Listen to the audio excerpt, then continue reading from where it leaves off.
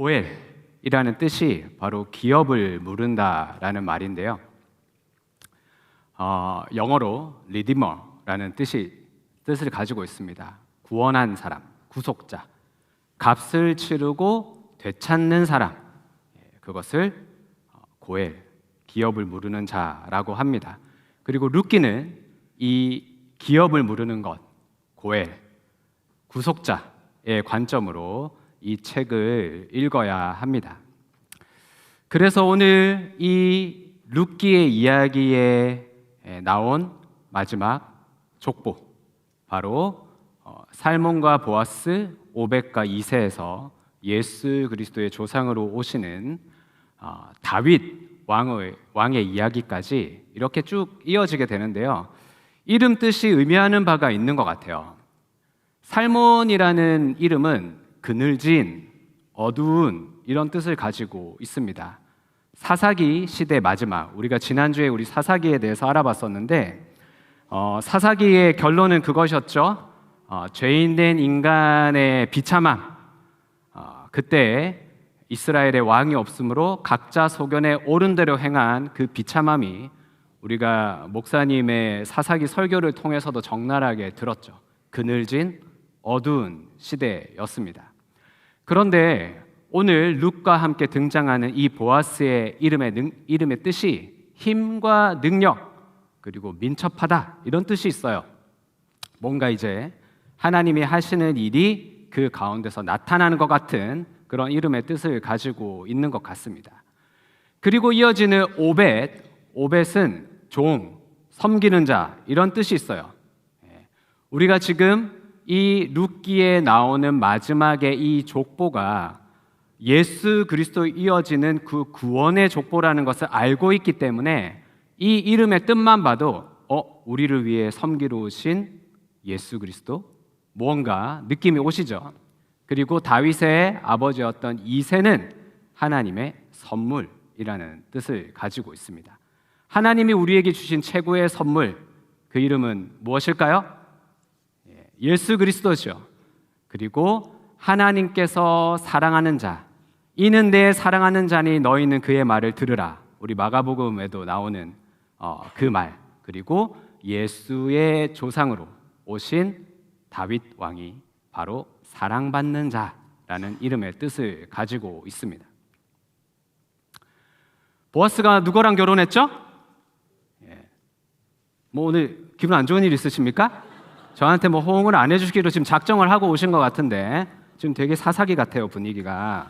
근데 지금 사사기를 끝내야 되거든요. 사사기는 지난주로 끝난 거고, 룻기는 아주 아름답고 희망에 부푸는 그런 이야기입니다.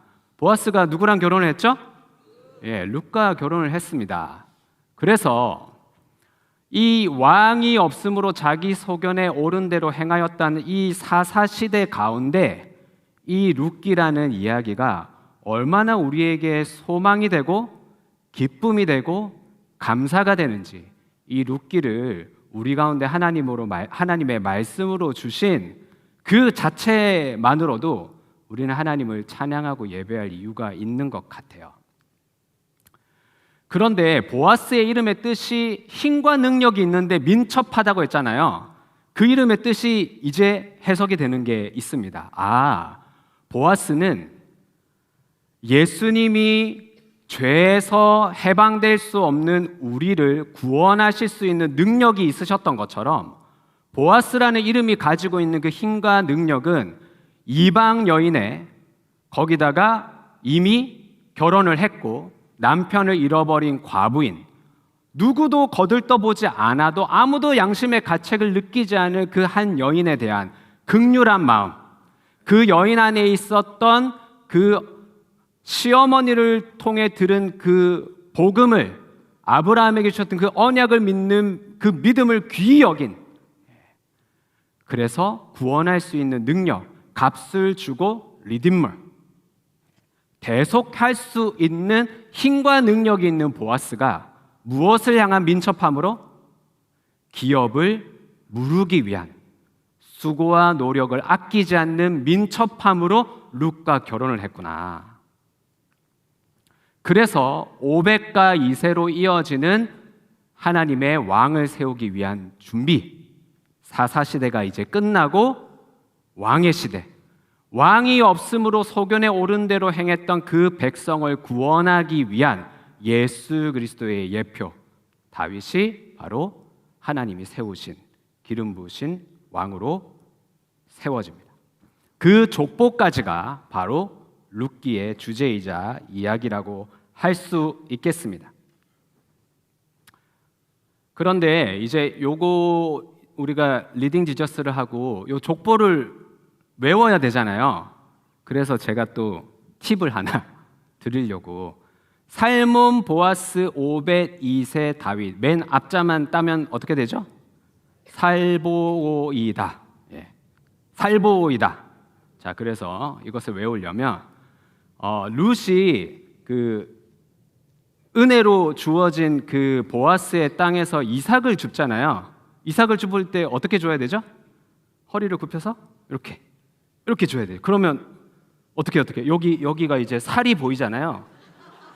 그러니까 보아스가 룻에게 가서 자매님 살보이다 이렇게 플러팅을 날렸다.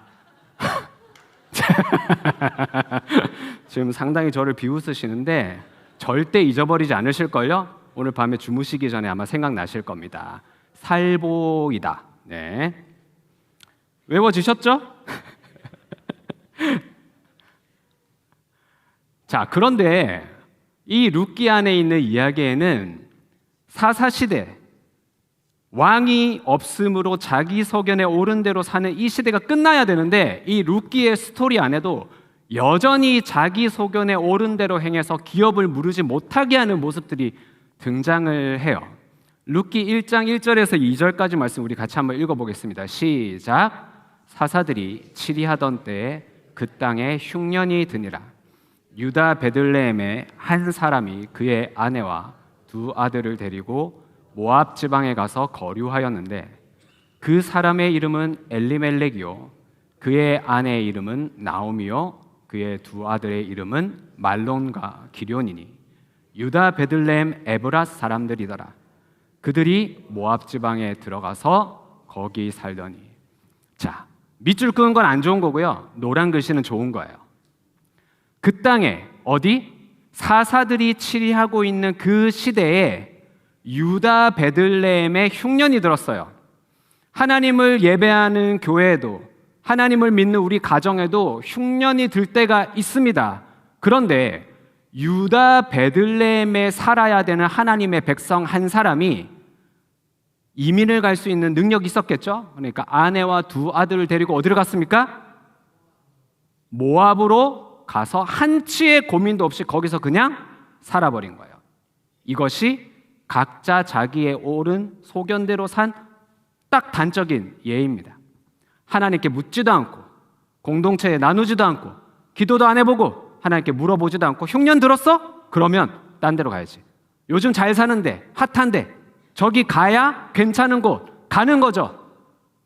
그런데 어떻게 소개를 하고 있습니까? 이름을 쭉 소개한 다음에 유다 베들레헴의 에브랏 사람들. 왜 성경이 이 룻기 1장 1절에서 2절을 이렇게 소개를 할까요?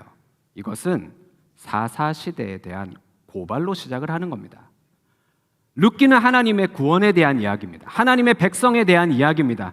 그 백성을 위한, 구원을 위한 예수 그리스도가 오시는 이야기입니다. 그런데 여전히 사사시대에는 흉년 들면 떠나고, 안 좋은 일 생기면 내팽겨치고, 그냥 내 소견에 오른 대로, 여기서 좀 상처받으면 떠나고, 여기서 좀 안 좋은 일이 있으면 뭐가 꼈다 하면서 그냥 다 피해버리고, 묻지도 않고, 하나님께 엎드리지도 않고, 공동체에 나누지도 않으면서 자기 마음대로 이렇게 해야 된다고 결정하면 그냥 밀어붙이는 것.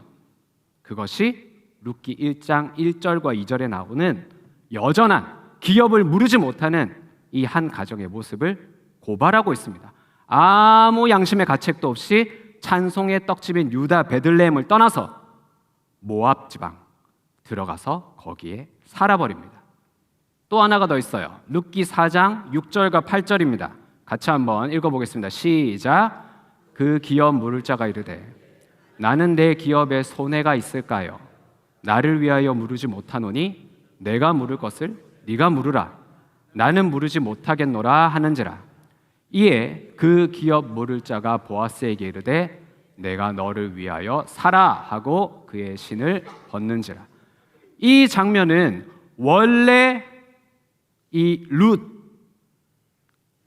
나오미 가족의 이 룻과 결혼을 해서 기업을 물러야 할 그 사람이 그 기업 물을 자, 본인이 바로 그 기업을 물을 자인데 분명 그 자신의 정체성은 기업을 물을 하나님의 백성, 긍휼을 베푸는 그리고 그 믿음을 통하여서 구원을 받을 하나님의 사람인데 룻기에서 저 사람을 아무개라고 소개하고 있어요. 이름도 얘기하지 않아요. 기업 물을 자인데. 그런데 왜 기업을 물으지 않아요? 내 기업에 손해가 있을까 봐. 누구를 위해서? 나를 위해서. 나는 물으지 않을 거야. 나는 이를 보세요. 그 또 나와요. 이에 그 기업 물을 자가. 성경이 뒤끝이 있거든요. 고발을 하면 한 번으로 끝나지 않습니다. 기업 물을 자라는 걸 반복으로 얘기를 하면서 그 기업 물을 자가 보아스에게 너 좋으면 네가 너를 위해서 사 하고 그의 신을 벗어버립니다. 왜 이야기를 룻기에서 기록하고 있을까요? 우리가 죄인이어서 하나님의 백성 가운데 거하면서도 너무 이기적이고 나밖에 몰라요. 그래서 기업을 물을 기회가 나에게 왔는데 어느 한 사람을 품고 어느 한 가정을 위해서 또 나의 살아온 삶을 통해서 하나님의 구원이 흘러갈 그 누군가에 대한 기업 물으기에 관심이 있어야 되는데 오직 이것이 나한테 이익이 되냐 안 되냐, 이걸 해서 나한테 얻어지는 게 무엇이냐, 그 계산기를 두드리고 나서 아니면 내 기업에 손해가 있을까요? 나를 위하여 물으지 않겠다고 신을 벗어버리는 거예요. 이 룻기 1장과 4장에 나오는 이 이야기가 여전히 사사시대를 살아가는 우리의 모습을 바로 고발하고 있는 겁니다. 그런데 기업을 물으기 위해서 하나님이 바로 기업을 물으게 하시는 게 아니라 우리의 삶에 하나님을 찾고 의지하기 위한 고난을 주시고 그로 인해서 돌이키게 하세요. 그래서 룻기의 관점에서 사사기를 돌아보면 사사기는 하나님의 은혜의 책이고 소망의 책입니다. 사사기에 조금만 하나님의 구원자가 나타나서 이스라엘을 구원해주면 여호와 하나님을 잊어버리고 자기 소견에 오른 대로 살아버리거든요. 그런데 이웃나라가 쳐들어오고 이웃나라가 쳐들어오면 그때서야 정신을 차리고 하나님 살려주세요, 구원해주세요 할 때 하나님이 누구를 보내십니까? 사사를 구원자로 보내시는데 그것이 자그마치 10번. 이 10번, 10 times가 주는 상징적인 의미도 있습니다. 우리도 필요할 때만 하나님을 찾거든요. 그래서 룻기 1장 3절, 5절, 6절 우리 같이 한번 읽어보겠습니다. 시작. 나오미의 남편 엘리멜렉이 죽고 나오미와 그의 두 아들이 남았으며 말론과 기럨 두 사람이 죽고 그 여인은 두 아들과 남편의 뒤에 남았더라. 그 여인이 모압 지방에서 여호와께서 자기 백성을 돌보시사 그들에게 양식을 주셨다 함을 듣고 이에 두 며느리와 함께 일어나 모압 지방에서 돌아오려 하여. 자, 이 관점으로 하면 이 말씀이 보이는 게 생겨요. 나오미에게는 너무나도 상상하기도 싫은 일들이 일어나고 말았습니다. 남편이 죽고 두 아들이 먼저 죽었습니다. 그런데 와, 하나님 진짜 너무하시다. 이 관점에서 보면 룻기도 사사기의 이 어두움을 헤어나오지 못할 이야기로밖에 보이지 않아요. 우리의 삶에도 그런 일들이 있거든요. 오늘도 우리 갑작스럽게 남편분을 먼저 보내신 우리 성도님의 이야기를 들으면서 참 이게 이 본문에서도 참 제 이렇게 입이 떨어지지 않는 그 먹먹함들이 생기더라고요. 그런데 우리에게 주시는 소망은 무엇인가? 노란 글씨 보이세요? 죽었지만 두 아들이 남았더라. 두 아들까지도 죽었는데 그 여인이 그 두 아들과 남편의 뒤에 남았더라. 우리의 삶에 어떻게 이런 일이 일어나지? 라는 하는 일들이 있을 때라도 룻기가 우리에게 주는 소망은 남아있는 것이 있다는 겁니다. 그 남아있는 것에서 하나님은 새로운 창조를 하시고 새로운 은혜를 주시고 새로운 구원을 허락하시고 다시 우리에게 살 소망을 주시는 분이신 줄 믿습니다. 그 남은 것이 있으니 원래 베들레헴 찬송의 떡집에 거해야 할 이 나오미의 가족이 이런 일들 가운데서 그 남아있는 것을 붙들고 살았겠죠? 그랬더니 그제서야 이 모압 지방에서 여호와께서 자기 백성을 돌보신다는 얘기를 들었습니다. 이제야 복음이 들리는 겁니다. 이제야 하나님의 예수 그리스도의 구원의 소식이 그렇게 되어야 들리는 겁니다. 사사기의 똑같은 모습처럼. 그리고 드디어 그 들은 복음이 마음을 동하게 해서 돌아가려고 합니다. 룻기 1장 11절, 14절, 16절, 19절 말씀입니다. 나오미가 두 며느리에게 이렇게 얘기합니다. 내 딸들아, 돌아가라. 너네 집으로 돌아가라. 지금 이 인간적인 슬픔에 가득 찬 나오미도 내 안에 있는 예수 그리스도의 그 복음, 그 기업 무르기에 대해서 이 며느리에게 말할 수 있는 처지가 안 되니까 너무 인간적으로 얘기를 해버려요. 그냥 돌아가라. 너네 고생한다. 이방 여인으로 다시 이 유대로 가서는 너네 살기가 힘드니까 그냥 여기서 다시 결혼하고 잘 살아. 그리고 기업 무르기에 관심이 없었던 오르바라는 여인은 아주 예의 바르고 아름다운 이별을 하는 것 같지만 룻기의 관점에서는 고엘, 기업을 무르는 관점에서는 이 기업 무르기에 관심이 없던 오르바는 입 맞추고 떠나버립니다. 마치 사장에 원래 기업을 물을 자가 나는 내가 손해가 되니까 이거 안 물을 거야 하고 신을 벗어버렸던 것처럼 그의 시어머니의 입에 입 맞추고 작별을 해버립니다. 여러분, 인간적인 것으로는 누구도 오르바를 정죄할 수 없습니다. 사장에 나오는 기업 물을 자도 자기가 싫다고 하는 것에서 그 누구도 정죄할 수 없습니다. 하지만 구원의 관점에서는 이 두 사람은 기업 무르기에 관심이 없는 사람으로 성경 안에서 사라져 버립니다. 성경은 우리에게 인간적인 감동 스토리를 주는 것이 아니라 구원의 책입니다. 믿으십니까? 구원에 대해서 관심이 있고 기업 무르기를 위해서 수단과 방법을 가리지 않는 것을 하나님은 믿음이라고 여기십니다. 그 관점으로 성경을 봐야 성경 안에 있는 음란함과 잔인함과 우리 인간적인 모습으로는 이해가 되지 않는 이야기들이 구원의 관점으로, 기업을 무르는 관점으로 봐야 성경이 열리기 시작하는 겁니다. 성경 통독은 리딩 지저스는 구원의 책으로 성경을 보는 것입니다. 구원의 관점에서는 그 기업 무를 자 아무개와 이 오르바는 기업 무르기, 구원에 관심이 없는 사람입니다. 그런데 룻은 어떻게 설명을 하고 있죠? 룻은 그를 붙쫓았더라.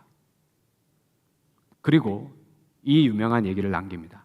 어머니의 백성이 나의 백성이 되고, 아니 이 막 여인이 유대에 대해서 그 백성을 구원하기 위한 하나님의 그 말씀에 무엇이 클릭됐는지 모르겠지만 어머니의 백성이 나의 백성이 되고 어머니의 하나님이 나의 하나님이 되시리니. 성경 안에 숨겨져 있는 그 수많은 블랭크가 있죠. 그런데 이 한마디를 통해서 우리는 알 수가 있는 게 있어요. 룻이 시어머니를 통해서, 아니면 돌아가시기 전 시아버지를 통해서도 있겠지만 아마도 시어머니를 통해서 아브라함과 이삭과 야곱에게 주셨던 그 여호와 하나님의 언약, 바이블, 그 복음을 들었겠구나. 그런데 어머니가 먼저 자기의 남편을 보낸 후 본인도 과부가 되었을 때 이 과부 시어머니와 과부 며느리가 서로 슬퍼하고 위로하면서 무슨 얘기를 나누었는지 우리는 짐작할 수 있는 우리의 묵상의 영역들이 열리기 시작합니다. 내가 원래 유대 베들레헴에 있어야 되는 사람인데 흉년이 들었다고 아무렇지도 않게 떠나버려서 하나님이 나를 다시 돌아가게 하시면, 어머니 왜 돌아가세요? 원래 우리에게는 아브라함이 주신 하나님의 언약이 있었어.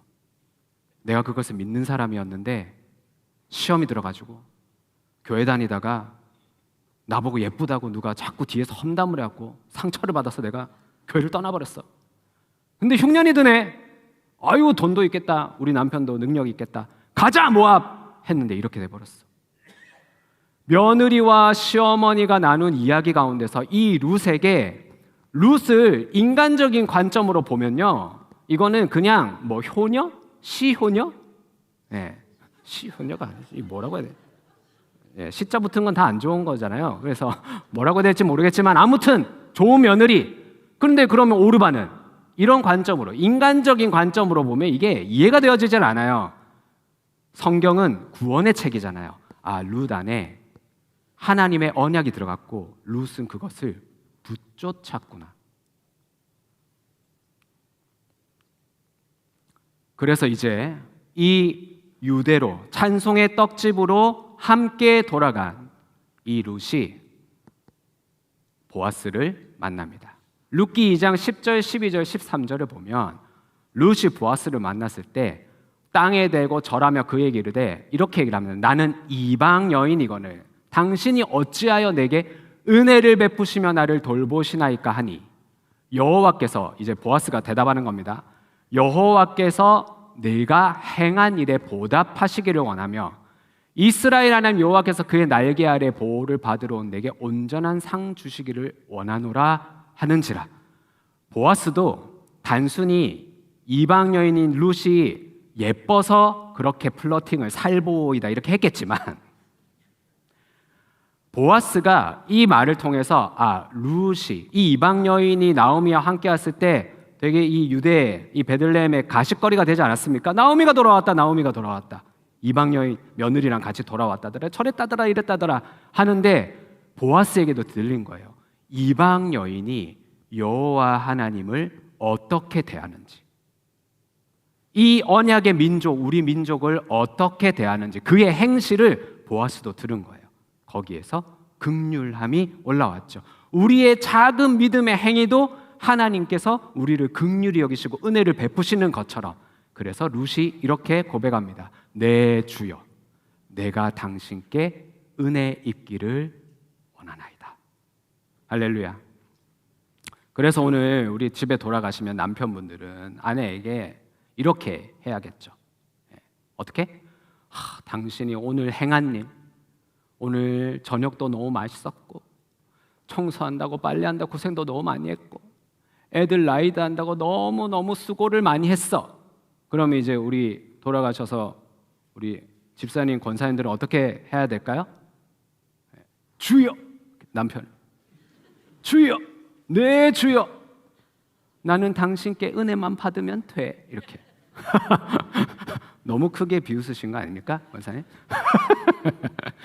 룻기 4장 5절에 이런 말씀이 있습니다. 보아스가 이르되, 네가 나오미의 손에서 그 밭을 사는 날에 곧 죽은 자의 아내 모압 여인 룻에게서 사서 그 죽은 자의 기업을 그의 이름으로 세워야 할지니라. 보아스와 룻의 이 러브 스토리를 그냥 우리가 드라마와 같이, 멜로 영화 같이만 받아들이면 뭐 그랬나 보다, 서로 되게 긍휼히 여겼나 보다, 아우 감동적인 애로 끝날 수 있지만, 왜 보아스와 룻이 이 사사시대의 한 줄기 그 생수의 강물처럼 흘러내리는 이 소망의 스토리가 되는 이유는, 이 하나님의 백성으로 산 보아스와 이방 여인인 룻이 서로 지나갈 수 없는 유대인과 이방인의 간극을 예수 그리스도의 복음으로 극복해버렸기 때문입니다. 하나님이 우리에게 주신 그 구원, 기업 무르기를 통해서 이 남녀가 통해버렸습니다. 룻기는 그것에 대한 그들의 뜨거운 사랑의 이야기를 담고 있는 것입니다. 기업을 물렀더니 가정이 회복되고 공동체가 회복이 됐습니다.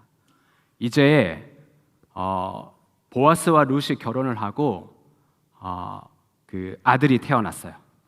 그랬더니 유대의 여인들이 나오미에게 이렇게 얘기를 합니다. 찬송할지로다. 유다 베들레헴의 뜻이 찬송의 떡집이라는 말이 뜻이거든요. 사사 시대에 이스라엘의 왕이 없어 자기 소견에 옳은 대로 행할 때는 여호와를 찬송하고 예배하는 기록이 없습니다. 그런데 이 룻기에서 기업을 물렀더니 하나님을 향한 찬송이 회복이 되어버렸습니다. 이 한 가정의 회복이 그 가족을 알고 있는 공동체의 찬송이 되었습니다. 여호와께서 오늘 너에게 나오미에게 이야기하는 것입니다. 기업 물을 자가 없게 하지 아니하셨도다. 오늘 말도 너무 어렵게 기업 물을 자가 되게 하셨도다. 이 말을 없게 하지 아니하셨도다. 이해되십니까? 이거 국어를 잘해야 이해가 되는데 얼마나 강조를 하고 싶으면 없게 하지 아니하셨도다. 노바디입니까? 이렇게 되면 무슨 말인지 모르겠지만 얼마나 그 찬송을 강조하고 싶었으면. 그리고 내 생명의 회복자이며 내 노년의 봉양자라. 곧 너를 사랑하며 7 아들보다 귀한 내 며느리가 낳은 자로다. 왜 이 룻, 이 며느리가 나오미에게는 7 아들보다 낫습니까? 나오미에게 기업 무르기를 회복시켜줬기 때문입니다. 이방 여인인 이 며느리도 나를 통해서 들은 이 복음에 저렇게 목숨을 걸고 나를 따라서 유대로 혼자 이렇게 와서 이 하나님께서 이 룻의 믿음을 보고 후대해 주시는 걸 보니 나오미도 영적으로 침체되어 있어서 나를 나오미라고 부르지 마라. 나는 인생이 쓰다. 마라라고 불러라 라고 했는데 이 며느리를 통해서 나오미도 자기의 찬송과 예배가 회복되어 버린 거예요. 룻을 통해서. 그러니까 7 아들보다 나은 며느리가 되는 거죠. 이 아기를 받아들고 양육자가 되었어요. 할머니가 이 손주를 얼마나 이쁘게 키웠는지. 근데 자기의 아들이기도 하거든요. 대가 끊어진 자기의 아들이기도 하거든요. 이해가 되십니까? 기업을 물을 나의 아들이 되는 거거든요. 그랬더니 이스라엘의 유대의 공동체가 함께 기뻐서 찬송이 회복되고 예배가 회복되니까 이 아이의 이름을 공동체가 지어줘요. 나오미에게 아들이 태어났다라고 해서 그의 이름을 오벳이라고 합니다. 그리고 그 오벳을 다윗의 아버지인 이새의 아버지로 소개를 하고 있습니다.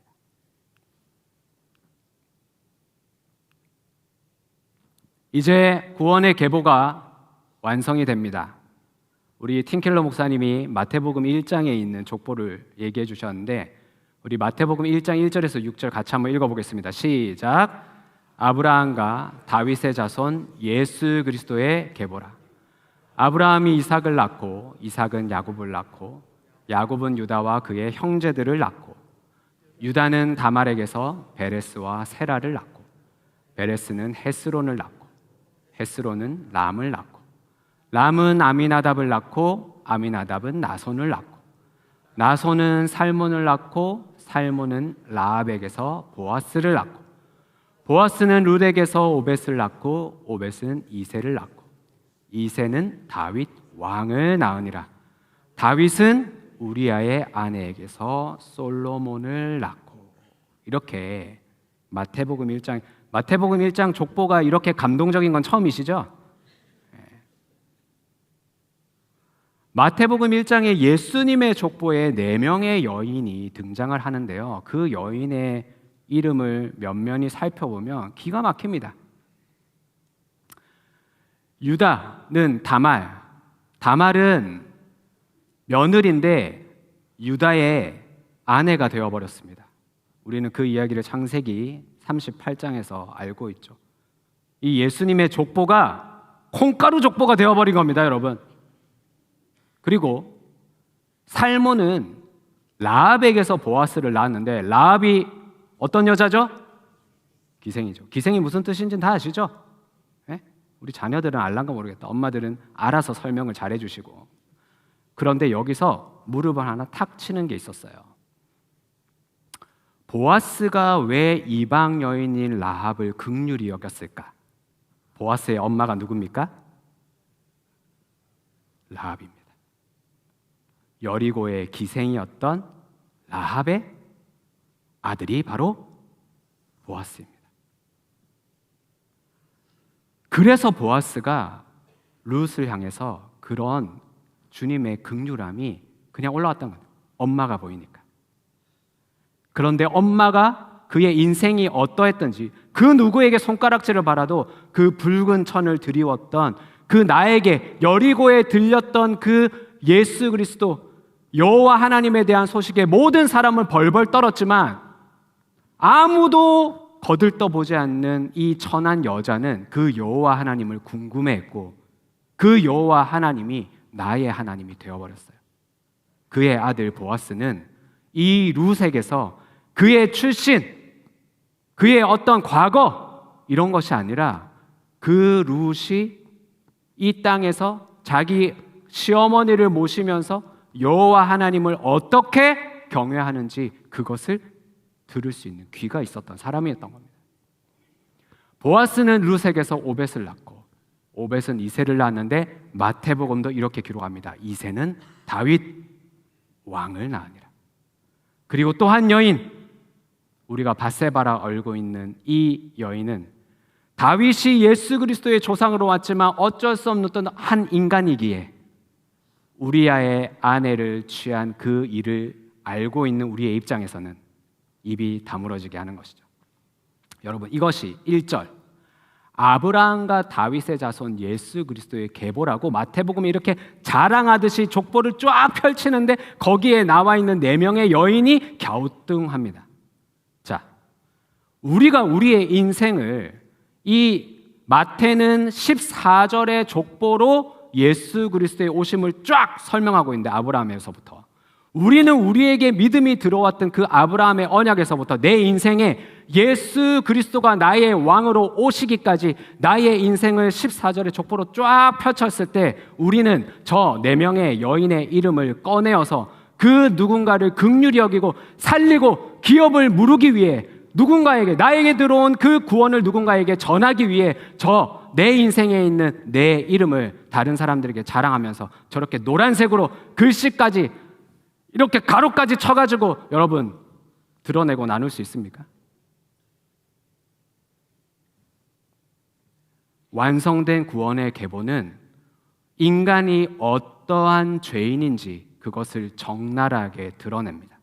하지만 거기서 끝나지 않는 이 구원의 계보는 이런 우리의 연약함과 우리의 수치가 곳곳에서 드러나지만 하나님이 우리를 향한 하나님의 백성을 향한 우리 가정을 위한 구원의 계보는 하나님께서 완성시키신다는 것입니다. 그래서 우리는 우리의 삶의 이야기를 이 하나님의 공동체 찬송의 떡집 가운데서 내 인생이 얼마나 썼는지 하지만 하나님께서 나를 어떻게 구원하셨는지 나의 어머니가 누구인지 나의 처지가 어떤지를 나눌 수 있는 겁니다. 가십으로 삼기 위해서가 아니라 나의 구원의 이야기고 내 구원의 이야기가 누군가의 구원의 이야기가 될 것을 믿기 때문에 나누는 것입니다. 저는 이 룻기를 보면 잊을 수가 없는 게 제가 결혼을 할 때 주일 설교 말씀이 룻기였어요. 저는 아주 늦게 결혼을 했거든요. 교회에서 참 좋은 자매님들을 만났습니다. 교제를 하고 제가 너무 외로웠기 때문에 24살부터 만나는 자매마다 다 결혼하자고 그랬거든요. 그런데 40이 되기까지 결혼을 못했어요. 근데 저의 이 연애 사사기 같은 아주 암울한 패턴이 있었는데 결혼을 하려고 서로 마음을 먹으면 제가 도망쳐 버리는 거예요. 저는 아마 오래 살 거예요. 욕을 많이 먹어가지고. 그게 저도 몰랐는데 저도 정말 회개도 많이 하고 나눔도 많이 하고 뭐 상담도 받고 뭐 이렇게 여러 가지 뭐 이런 거 하면서 그나마 알게 된 것이 제 안에 있는 이 두려움과 불안은 나에 대한 이 뭐라고 되죠? 자괴감? 그래서 나는 결혼을 하면 우리 아버지처럼 바람 피우고 사고 칠 것 같아라는 두려움이 제 마음속에 이렇게 잠재되어 있는 거예요. 그리고 어머니가 늘 그냥 아버지 원망. 그래서 진짜 저는 어릴 때 아버지가 이렇게 머리에 뿔이 달린 줄 알았거든요. 부정적인 거 자꾸 저한테 얘기를 하셔가지고 이 남 탓이 어머니가 말할 땐 그렇게 듣기도 싫었는데 내가 그냥 남 탓을 계속 하는 거예요. 습관처럼, 저주처럼. 이 여자의, 이 자매의 이런 부분 때문에 나는 결혼을 못하는 거야. 이렇게 합리화를 해버리는 거예요. 내 연약함은 보기가 싫으니까. 그거를 인정하면 죽을 것 같으니까.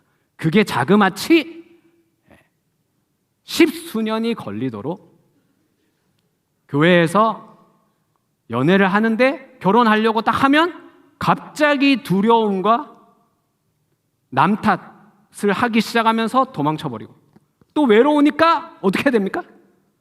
연애를 해야지. 어떻게 해야겠어요? 그리고 또 만나가지고 열심히 나랑 결혼하자. 내가 잘해줄게 해놓고는 결혼하려고 이제 막 준비하려고 하면 갑자기 두려워서 도망가 버리고 야 정말 제가 얘기해놓고도 정말 몹쓸 놈이네요. 그런데 그 반복이 계속 되면서 이제 40을 바라보게 되니까 이게 저에게는 그 청년의 때는 정말 살고 싶지 않은 일이었어요. 그것이 10몇 년을 반복이 되니까. 그리고 이게 이제 교회에서도 만났다가 헤어지면 아시죠? 청년들 잘 알죠? 알지? 네, 그래서 만났다 해야죠. 교회 떠나고 싶잖아. 그거를 저는 10몇 년을 반복을 했다고요. 교회에서 수쿠수쿠 이렇게 뭐 어떤 분들이 인사를 하는데 어떤 권사님 하고 이래요. 제가 그 따님을 만났다 헤어졌으니까. 얼마나 또 이제 그거 얘기하면 이제 또 한도 끝도 없고. 그랬는데 그러니까 저는 자꾸 내 자신에 대한 기업 물을 것이 아니라 내가 부모를 잘못 만나서 이렇게 됐고 어쩌다 내 인생에 꼬였고 자꾸 나를 자학을 하거나 우리 가문에 대해서 그러니까 내 족보에 저 4명의 여인의 이야기는 꺼내고 싶지가 않은 거예요. 내가 흉년이 들어서 이리 피하고 저리 피하고 했던 내 모습은 직면을 하지 못하고 누구 탓이고 누구 때문이고 내가 어쩌다가 이것만 가득하니까. 그런데 그때 들리는 정말 그 하나님의 메시지, 그리고 저희 아내랑 연애를 할 때도 저는 사실은 제가 뭘 그렇게 변하겠어요. 똑같았거든요. 결혼하자고 열심히 이렇게 해놓고는 결혼 날짜를 잡고 나니까 이제 도망치고 싶은 거예요. 똑같았어요. 그런데 그때 말씀이 뭐였다? 주일 설교가 룻기 강해였어요. 이 룻기가 그냥 저한테 이렇게 구원의 이야기로 들어오는 거예요. 아내가 한 말이 지금도 기억에 나요. 아니 룻이 나이 많은 보아스랑 결혼했잖아요. 저랑 아내도 나이 차가 좀 나거든요. 근데 보아스는 유력한 자였잖아요. 집이 부자였잖아요. 와이프가 그러더라고요. 아니 당신은 나이도 많은데 왜 돈도 없어? 그 말이 너무 그냥 이렇게 받아들여졌어.